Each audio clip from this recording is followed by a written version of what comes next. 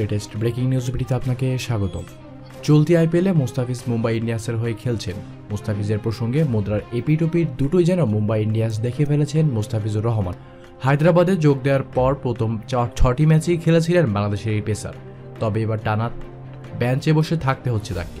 Team কম্বিনেশনের কারণে শেষ 3টি ম্যাচে মাঠের বাইরে মুস্তাফিজ।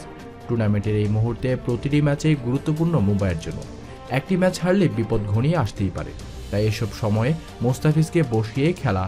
ম্যাচের দুটিতে জিতেছে মুম্বাই, তাই আজও মুস্তাফিজকে নেওয়া হবে না। মুস্তাফিজ না থাকলেও দুর্দান্ত জয় পাবে মুস্তাফিজের মুম্বাই ইন্ডিয়ান্স, এমনটাই ভাবছে অনেকে। প্রতিনিয়ত আইপিএলের সব আপডেট নিউজ জানতে আমাদের চ্যানেলটি এখনই সাবস্ক্রাইব করুন।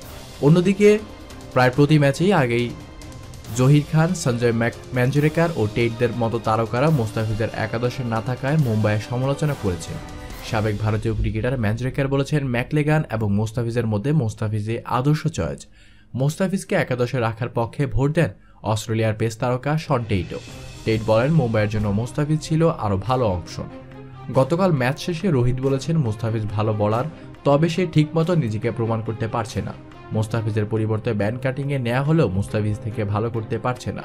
ব্যান্ড কাটিংকে নেওয়ার উদ্দেশ্য হলো বোলিংয়ের পাশাপাশি ব্যাটিং লাইন আপ ভালো রাখার জন্য। মুস্তাফিজ সামনের ম্যাচগুলোতে খেলা প্রসঙ্গে রোহিত বলেন, আমাদের আশা আছে মুস্তাফিজকে আরও সুযোগ দেব, তবে সেটা কোয়ালিফায়ার হওয়ার পরে। ধন্যবাদ জানাচ্ছি আপনাকে এতক্ষণ সাথে থাকার জন্য। দেশ বিদেশের ক্রিকেটের আপডেট নিউজ নিয়ে আবারও ফিরবো একটু পর। লাইক, কমেন্ট, শেয়ার করে আমাদের সাথেই থাকুন।